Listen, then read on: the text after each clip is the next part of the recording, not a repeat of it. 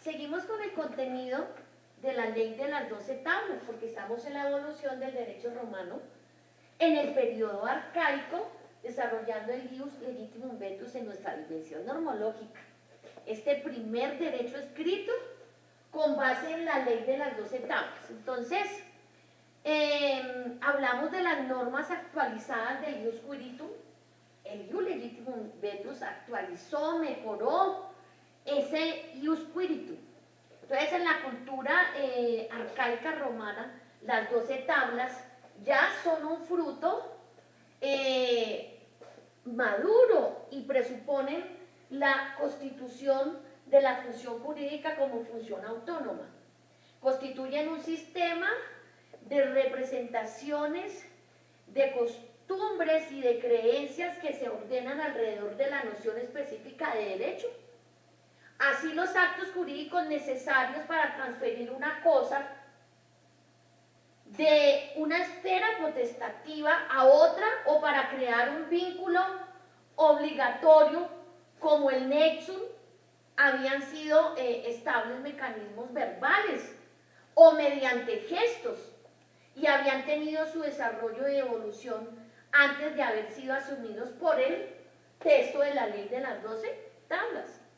Algunas normas decemvirales fueron dedicadas precisamente al perfeccionamiento de algunas instituciones del ius quiritum, en parte ya superados o inciertos por los recientes desarrollos sociales debido precisamente a la presencia, a las reivindicaciones, a la influencia de los plebeyos.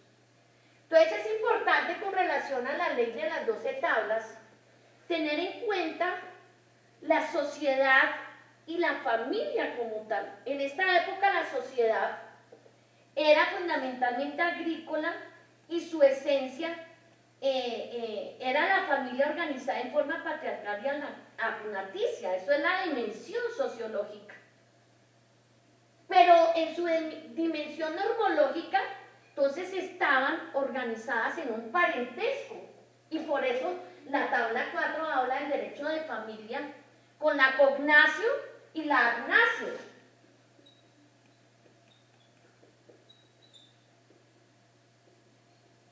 Que son el parentesco. Entonces, la agnatio era el parentesco civil, un vínculo potestativo donde los parientes se tomaban en cuenta los parientes por vía masculina. Y la agnatio era el parentesco sanguíneo. Entonces, era muy importante esa parte del parentesco. Entonces, los alieni, es decir, que están inmediatamente sometidos a la patria potestad, a la patria potestas, o a la manus por matrimonio, estaban destinados a convertirse automáticamente en sui juris una vez de la muerte del jefe de la familia. Entonces esto dio origen a lo que conocemos como el parentesco. Por ejemplo, en nuestro Código Civil, todo lo que tiene que ver a partir en el libro primero, régimen de las personas, a partir del artículo primero, del artículo 35, parentesco, siguen, por ejemplo, parentesco es consanguinidad, la relación o conexión que existe entre las personas que descienden de un mismo tronco o raíz o que están unidas por los vínculos de sangre. Entonces, ¿cómo se denominaba esto en Roma? La cognatio. Ellos tenían también la agnatio, que era el parentesco civil. Entonces, en la familia el padre actuaba como un rey, porque él era el sacerdote y también era el juez. Podía ejercer sobre sus hijos el derecho de vida y muerte, ius ad vitam nexis. Solo el padre de familia era el propietario, tenía un patrimonio y podía ser titular de derechos, sujeto de derechos. Y podía instituir heredero, sujeto de derecho capaz de adquirir derechos y contraer obligaciones, podía instituir herederos, ser parte en un proceso y responder por las deudas que asumía. La situación relevante de que el padre era el centro de la familia tenía fundamento en la costumbre, en el ius quiritum. En todo caso, la localización del padre era clara, ocupaba el peldaño más alto en, en el régimen patriarcal. Esto pues resale a una institución importante como es la patria potestad, y si nosotros vemos en nuestro Código Civil, en el artículo 288, en el libro primero, a partir del título 14, dice, de la patria potestad. La patria potestas. La patria potestad es el conjunto de derechos que la ley reconoce a los padres sobre sus hijos no emancipados. A los padres. Yo quiero resaltar eso. En el derecho romano, la patria potestad la tenía el pater family porque era un régimen patriarcal. Hoy en día, dice a los padres, se incluyen también a las mujeres. Y esto pues, teniendo en cuenta que estamos en la posmodernidad. O sea, una edad contemporánea que estamos pisando la posmodernidad. Esto es la evolución, pero no podemos olvidar los aportes del derecho romano. Entonces había que, en ese momento, había que aclarar la situación de los impúberes y de las mujeres después de la muerte del padre de familia, el pater family. Entonces las 12 tablas admitieron que fueran sujetos de derecho, porque es que los únicos que eran sujetos de derecho eran los pater. Entonces, pero también los impúberes, varones impúberes y las mujeres que fueran sujetos de derecho, es decir, capaces de relaciones jurídicas. Pero se estableció que los varones impúberes hasta alcanzar la pubertad y las mujeres por toda la vida estuvieran sujetas entonces a una potestas, análoga a aquella del pater, ejercida por una persona designada a través de testamento o según la sucesión intestada. Entonces constituye un paso adelante muy, pero muy notable.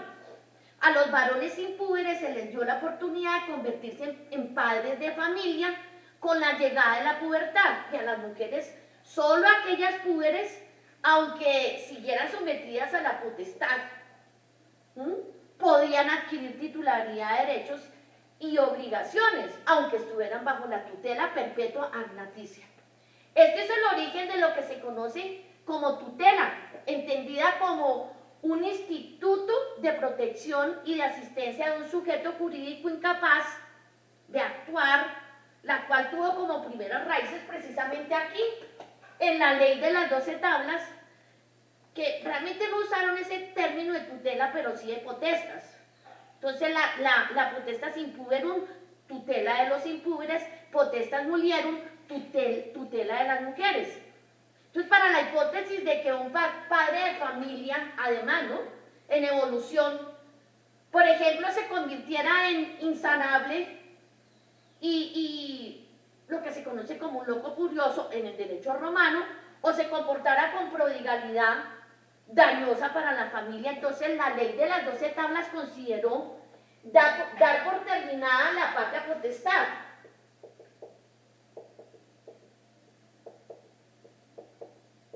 Dar por terminada la patria potestad sobre sus hijos, con el efecto de que sobre su familia se abriera una sucesión ad intestatum.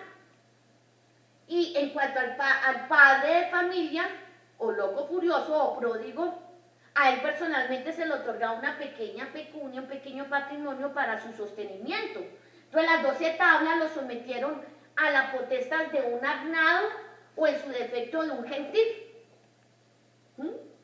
De esta situación se derivó el instituto de la curatela, que hoy en día nosotros lo tenemos también en nuestro Código Civil, en nuestro sistema, desde el artículo 428, pero en esto hay que hacer muchas aclaraciones.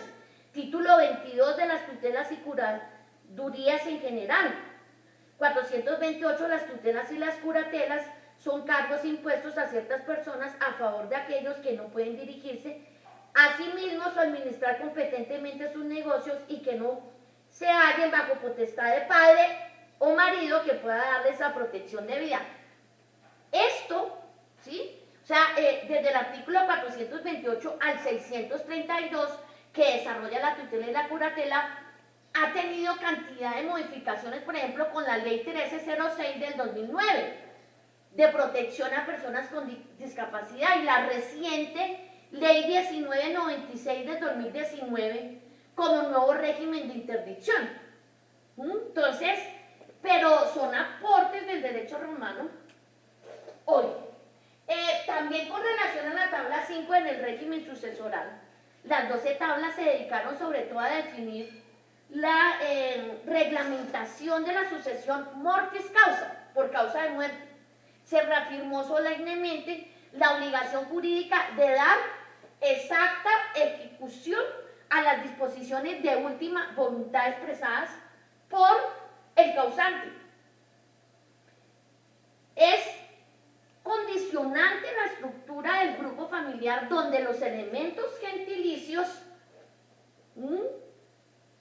continuaban a tener mucha relevancia. Entonces se decía, como el testador ha dispuesto de su patrimonio, así sea el derecho. Si muere sin testamento, quien no tiene heredero, obtenga el patrimonio el agnado más próximo. Si no existe ningún agnado, obtenga el patrimonio los gentiles. El régimen patriarcal continúa en la fase de crisis. Esto tiene aporte en el libro tercero de nuestro Código Civil, que desarrolla de la sucesión mortis causa como tal, y en el artículo 1009 dice, si se sucede en virtud de un testamento, la sucesión se llama testamentaria, y si en virtud de ley, intestado o ad intestato. Seguimos con la misma clasificación. Igualmente, por ejemplo, bueno, si es intestada en el 1037, en el 1037, y si es testada en el 1050, que desarrolla la sucesión con testamento. Entonces vemos cómo se aplica hoy en día. Y por ejemplo, con relación a la tabla 6 de los derechos reales, también el régimen de los bienes, de las cosas, de los bienes, se puso mucha atención en la naciente institución del dominio, que hoy lo tenemos también en el artículo 669, entonces en el libro segundo, 669, título segundo del dominio. El dominio es el derecho real en una cosa corporal para gozar y disponer de ella arbitrariamente, no siendo contra ley o contra derecho ajeno. Continúa el dominio. Para la protección de los derechos reales se creó la actio per sacramentum rei, desde el derecho romano, procedimiento de las acciones de la ley. Se estableció la clasificación de las cosas en res mancipi y en res nec mancipi. Posteriormente se clasificó en res corpori y res incorpori, que dio origen a la clasificación de las cosas corporales e incorporales que desarrolla nuestro Código Civil en el artículo 653.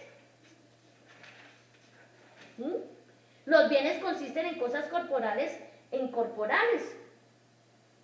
Y las cosas corporales se dividen en bienes muebles e inmuebles.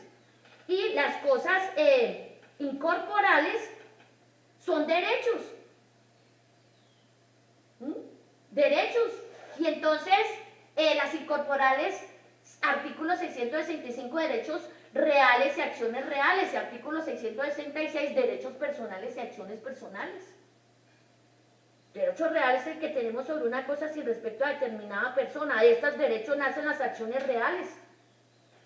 Derechos personales o de crédito son los que solo pueden reclamarse de ciertas personas que por un hecho suyo o en la sola disposición de la ley han contraído las obligaciones correlativas. De estos derechos nacen las acciones personales.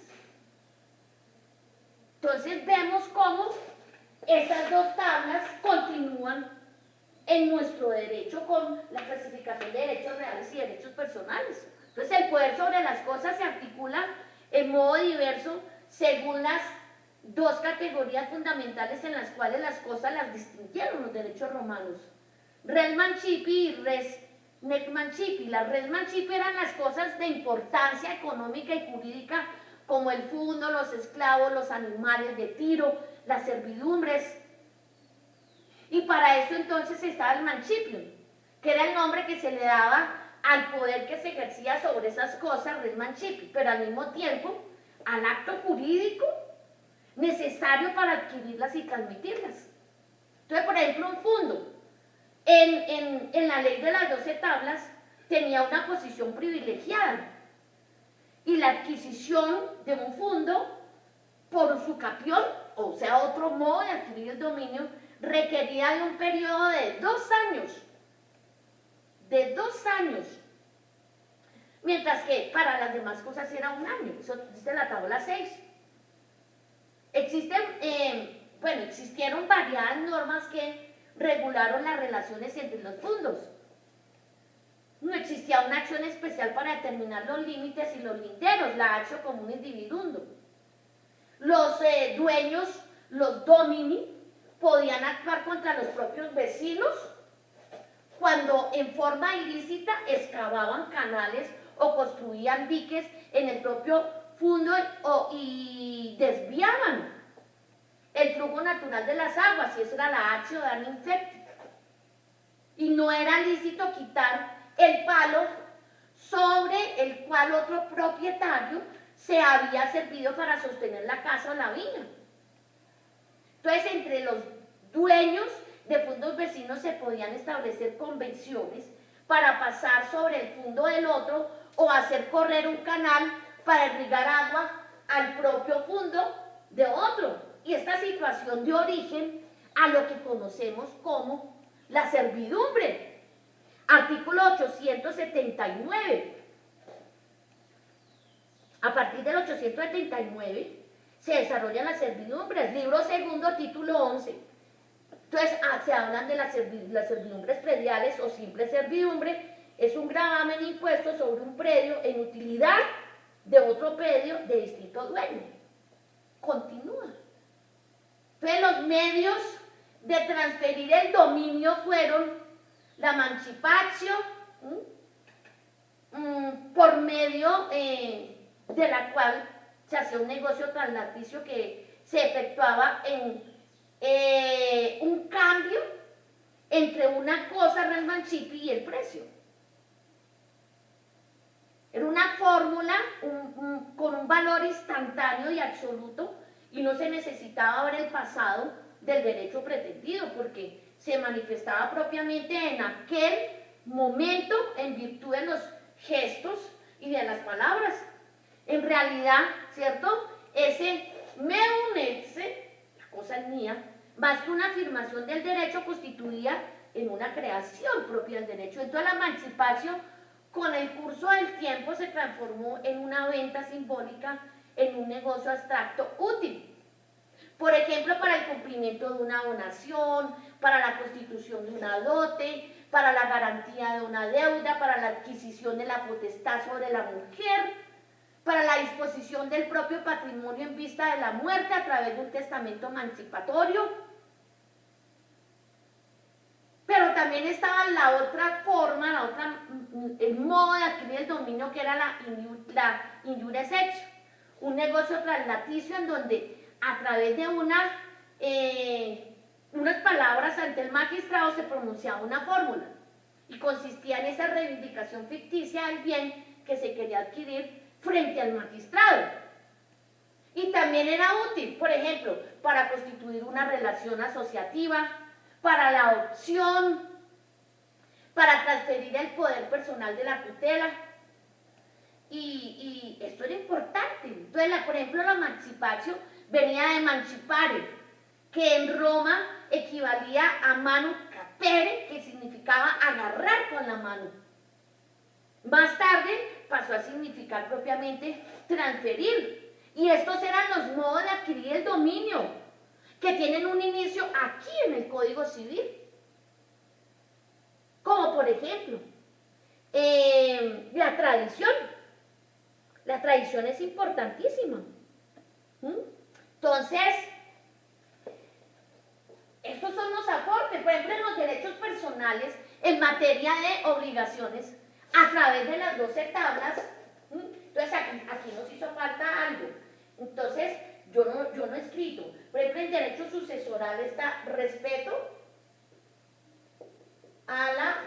voluntad del causante. En los derechos reales, entonces, está la clasificación de las cosas,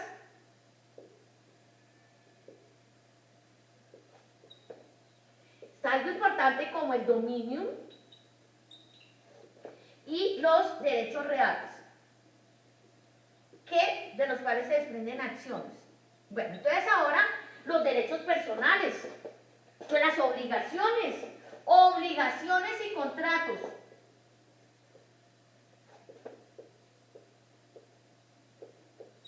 Obligaciones y contratos. Entonces, a través de las 12 tablas se hizo su ingreso al mundo jurídico. Salió del genérico reconocimiento social de la costumbre, o sea, en el sistema del ius quiritur, el fenómeno económico del crédito era poco difundido y no tenía reconocimiento jurídico. El cumplimiento de una prestación futura se basaba era sobre la fides, es decir, sobre la buena fe. Era la buena fe recíproca de las partes.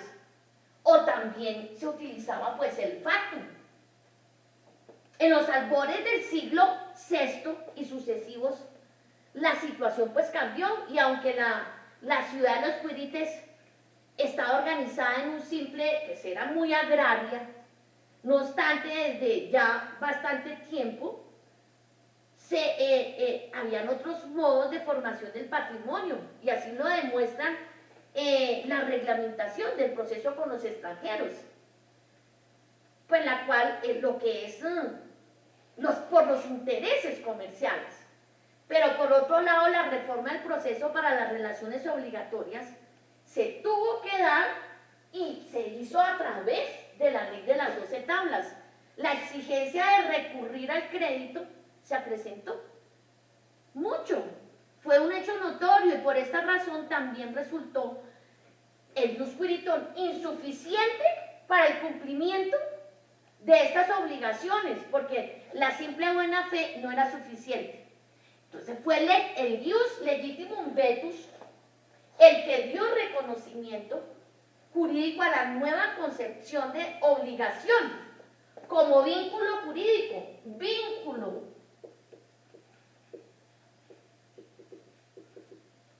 físico-material, a través de contratos como el nexo, con su marco mágico y su historia oscura. Era un acto mediante la balanza y el cobre, con la presencia del aix y de la libra, peras libram, que requería la pronunciación de ciertas palabras donde el deudor se transfería a sí mismo el poder del acreedor, actuando una dependencia inmediata, pero era simbólica. Eran contratos verbales, pero absolutamente solemnes, no consensuales.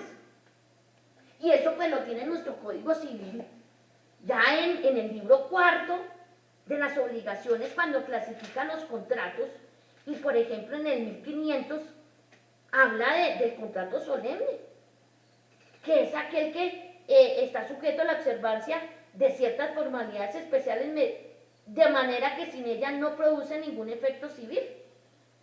Entonces el nexum era absolutamente solemne, creaba un vínculo obligatorio y permanente, y solo se podía disolver con el cumplimiento.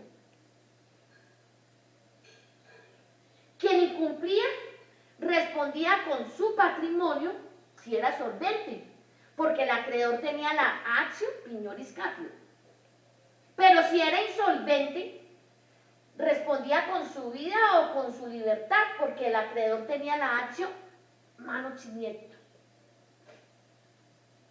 Por eso era un vínculo jurídico, físico, material. Pero el otro contrato era la sponsio, verbal también. Se configuraba como un contrato simple, verbal simple, que consistía en un intercambio contextual y solemne de pregunta y respuesta entre el futuro acreedor que interrogaba y el futuro deudor que prometía. pues no era necesario el control y la ratificación social a través de los testimonios o de la reunión de las curias o de la homologación magistratual, solo bastaba propiamente la forma como tal, la solemnidad, las palabras que los interesados tenían que pronunciar, y sin estas no nacía el contrato. Entonces, por eso se creó para todo esto la legis actio sacramentum personae, que nacen de los derechos personales, para proteger, para tutelar los derechos personales. Entonces, con el tiempo la Esponcio continuó mucho más allá de la edad antigua, claro que en circunstancias pues diferentes, obviamente, y con el nombre de stipulatio, origen de los contratos consensuales. En cambio, el Nexum terminó definitivamente hacia finales del siglo IV con la Lex Petelia Papiria del 326, que deroga la Pignoris Caput, porque a partir del momento, eso ya sea en el periodo preclásico, los acreedores no pueden disponer de la vida ni de la libertad del deudor, sino solo del patrimonio. Entonces vemos, por ejemplo, en el 2488, cómo se aplica hoy en día. A mí me encanta decirle a los estudiantes, leámoslo. Leamos el 2488, toda obligación personal da al acreedor el derecho de perseguir su ejecución sobre todos los bienes raíces o muebles del deudor, sean presentes o futuros. Pero aquí no dice que se puede perseguir la vida o la libertad del deudor. Aporte del derecho romano. Sucesivamente, gracias a estas bases, se fue perfeccionando esta institución basilar en todo el ordenamiento jurídico y a nivel mundial. Entonces, vemos cómo la ley de las 12 tablas ha sido un gran aporte, y por eso la barra de hierro como legado universal al mundo jurídico. Muchas gracias.